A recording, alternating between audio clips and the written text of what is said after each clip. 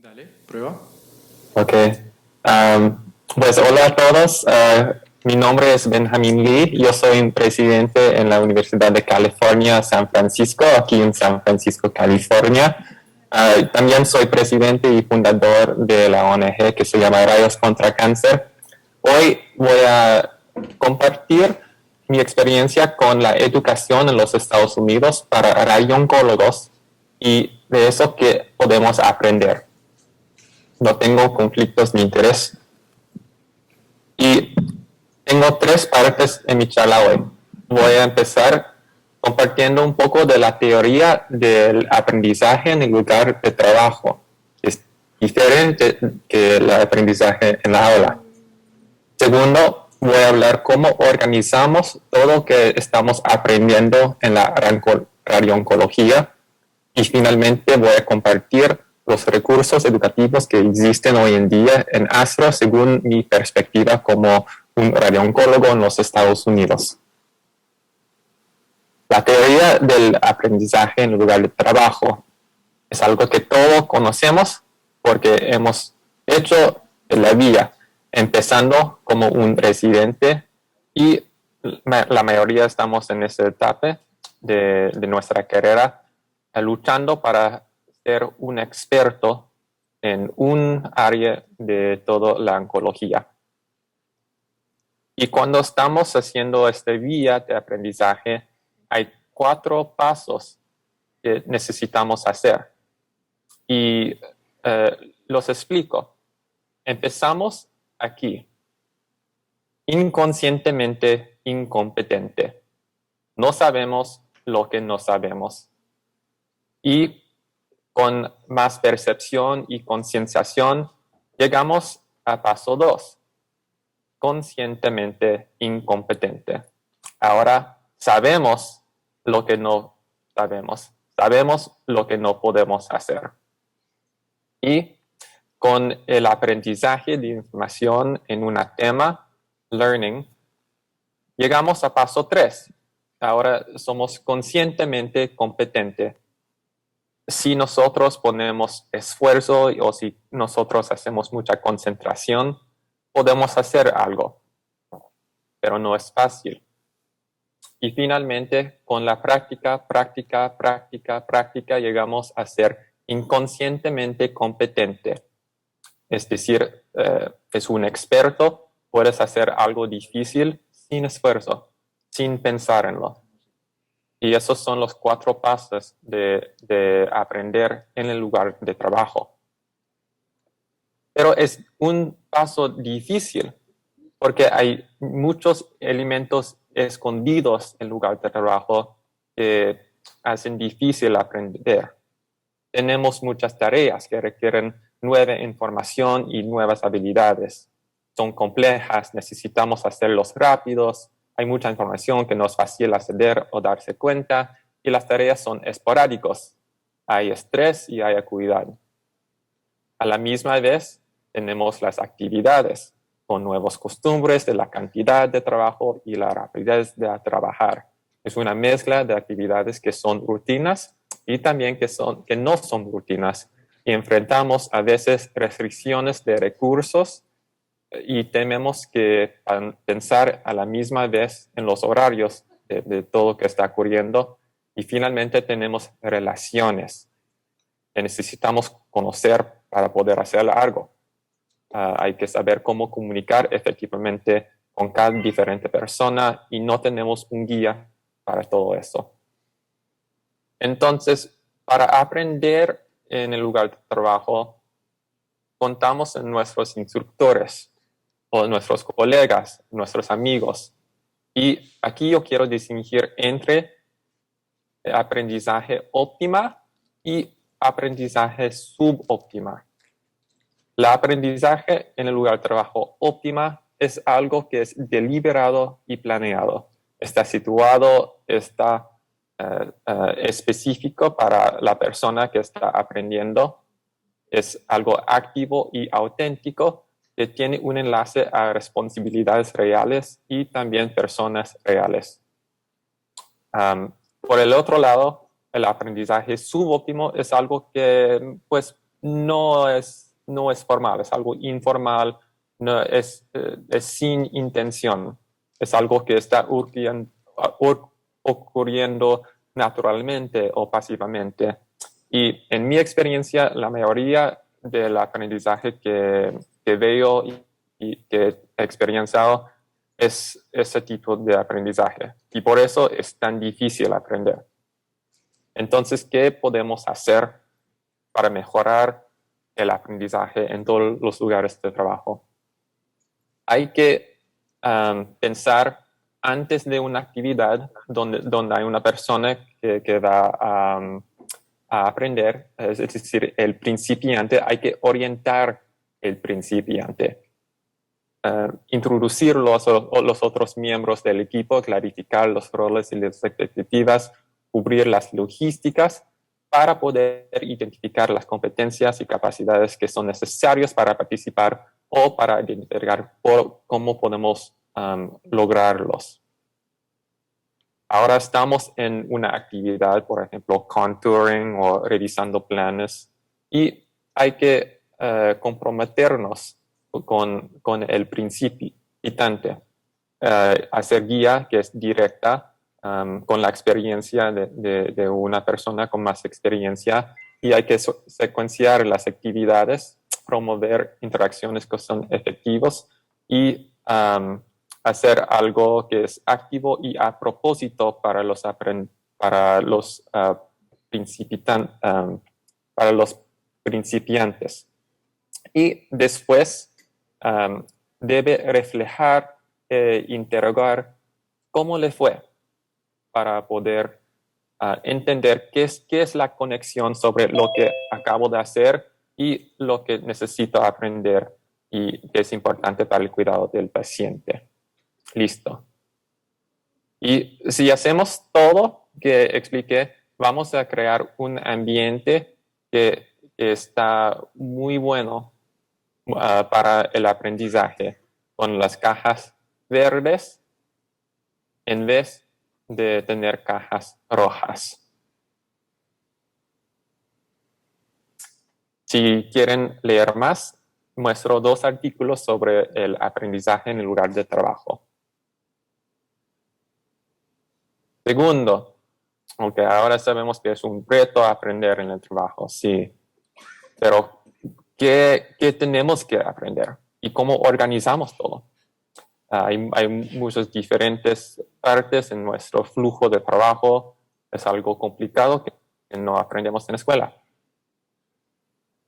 Para pensar en eso, quiero compartir que este año, recién en 2022, aquí en los Estados nosotros hemos revisado nuestros hitos, es decir, nuestros milestones, para guiar la capacitación de nuestros residentes. El Consejo de Acreditación para la Educación de Graduados de Medicina hizo 21 hitos que muestran cómo una persona puede empezar y qué debe lograr o pensar en lograr tras su capacitación, tras su experiencia en residencia y tras toda su carrera. Y aquí son diferentes radiooncólogos, físicos médicos, educadores que trabajaron juntos para hacer estos hitos. Este es un ejemplo de un hito que tiene que ver con el profesionalismo y tiene 5 niveles de 1, 2, 3, 4, 5, donde puede leer la descripción y pensar dónde estoy ahora en mi etapa de formación. Muchos de nosotros empezamos en nivel 1 y con experiencia, con práctica, avanzamos. Y para mí fue una experiencia muy interesante ver todos los 21 diferentes hitos y autoevaluarme para ver dónde están mis esfuerzos en la radiooncología, pero también dónde todavía tengo mis lagunas y dónde puedo enfocar, mejorarme. Cuando estamos aprendiendo nuevas cosas. En la radiooncología tenemos 3 cubos cómo podemos organizar todo lo que aprendemos. Y esos 3 cubos son información que ayuda a hacer decisiones clínicas, prescribir si una persona necesita radiación y cuánto de radiación, qué otras medicinas, etc. Habilidades técnicas, que es un tipo de aprendizaje diferente. No solo es información, pero es una habilidad. Y 2 personas pueden hacer una actividad con diferentes habilidades y diferentes niveles de calidad. Y aquí son la radiología, leyendo radiographs, visitas con pacientes, maneras y técnicas de comunicación, cómo hacer la simulación, haciendo los campos, contouring, revisión de planes y IGRT. Y finalmente, como un médico, hay muchas otras cosas que nosotros necesitamos reconocer para poder interactuar en el sistema de salud en una manera eficaz. Muestro aquí los recursos más populares en los Estados Unidos que usamos para hacer decisiones clínicas. Primero tenemos las guías de NCCN. Pienso que muchos aquí ya los conocen, pero aquí está el link. Y si están viendo las guías más recientes, puedo observar que hay muchas decisiones que parecen iguales. Dice para un cáncer de próstata de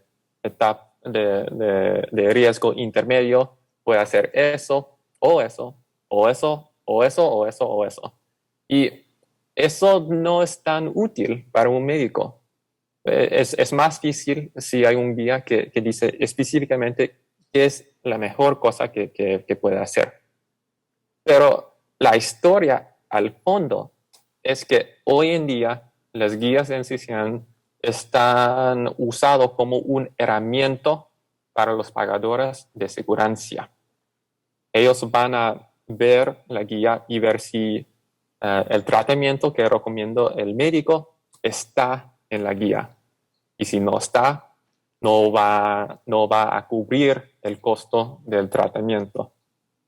Por eso nosotros hemos adaptado para ser más, pues menos rígidos con las guías, ¿sí entiende? Y por eso tenemos muchas opciones para asegurar que todos los pacientes pueden tener sus tratamientos cubiertos. Tenemos Radonc Tables, que es un repaso muy bien de toda la evidencia, de todos los estudios de fase 3 o fase 2 que son importantes.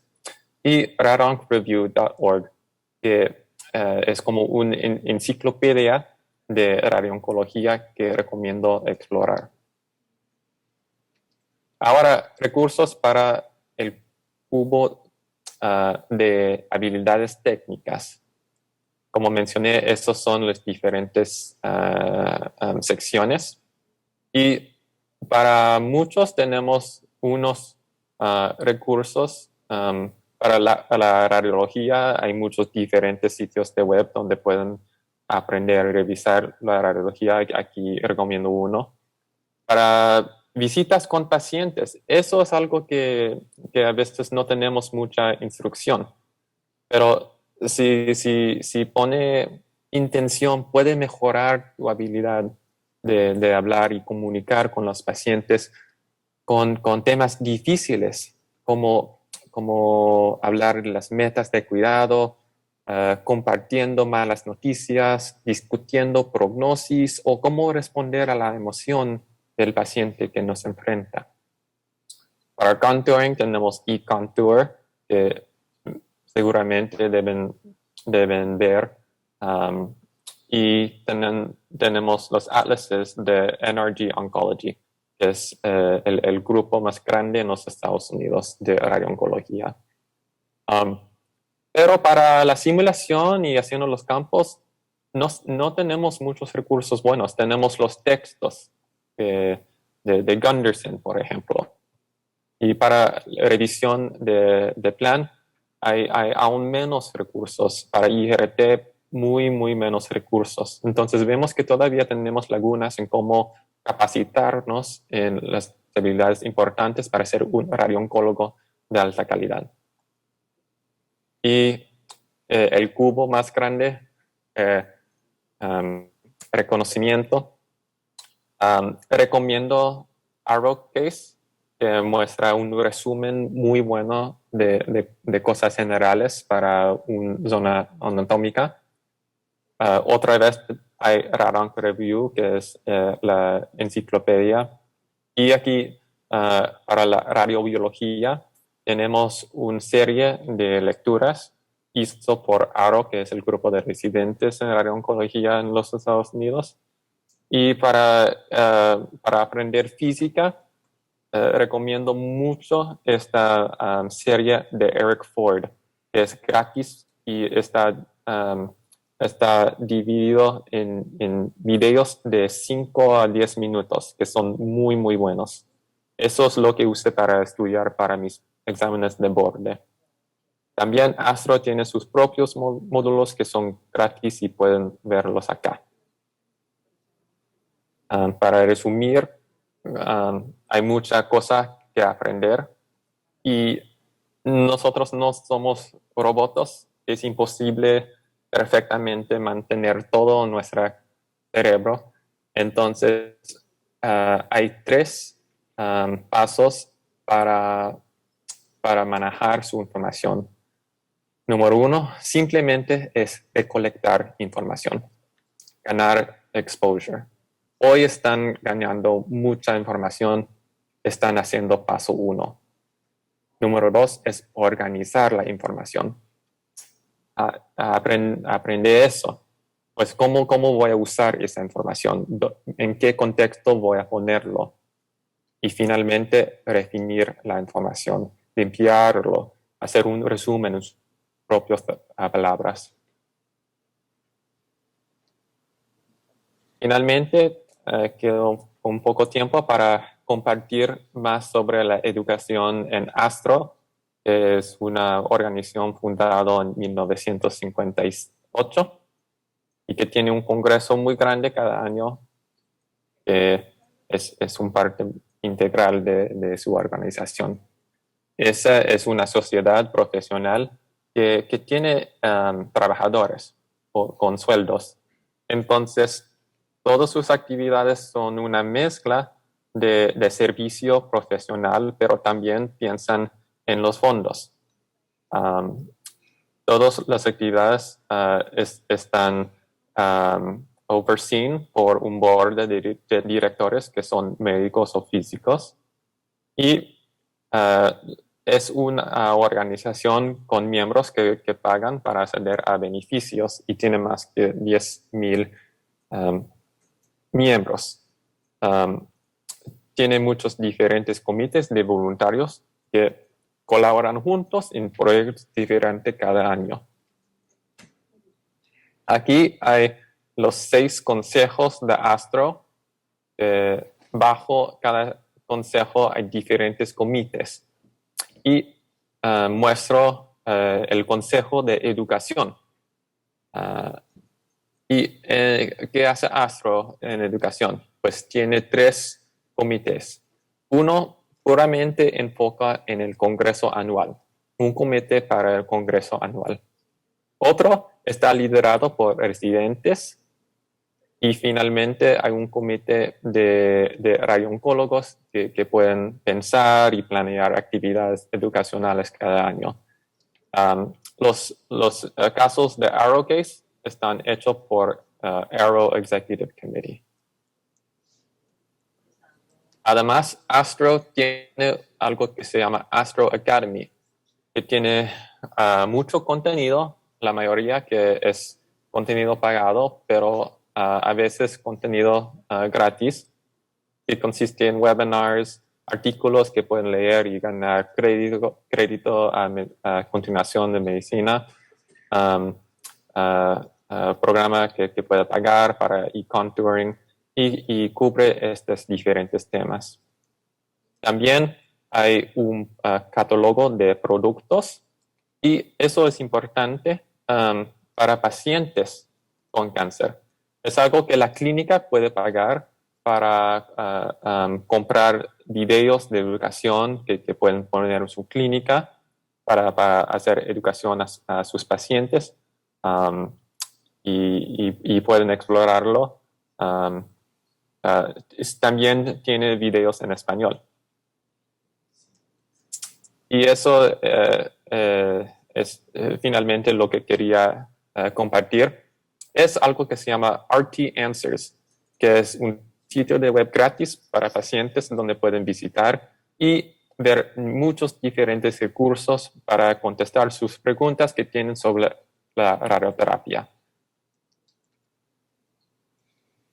En conclusión, existen estrategias para mejorar el aprendizaje en el lugar de trabajo y este aprendizaje debe ser deliberado y planeado para hacer enlaces a experiencias reales. Tenemos unos hitos, unos milestones en radiooncología recién publicados que pueden ayudarnos a autoidentificar nuestras áreas para mejorar. Y toda la información que nosotros ganamos se puede poner en 3 cubos: decisiones clínicas, habilidades técnicas y reconocimiento. Hay recursos y estrategias que existen para ayudar el aprendizaje en los Estados Unidos, pero como ven, todavía hay lagunas muy grandes que existen. Y esas lagunas son lagunas universales que todos luchan en el mundo de radioterapia. La radioterapia hace un reto no solo para identificar qué hay que aprender, pero también cómo aprender. Muchas gracias por tenerme y les doy todo un abrazo grande.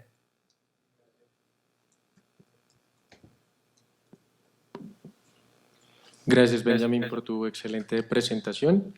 Vamos a continuar con el programa, no te desconectes para las preguntas finales.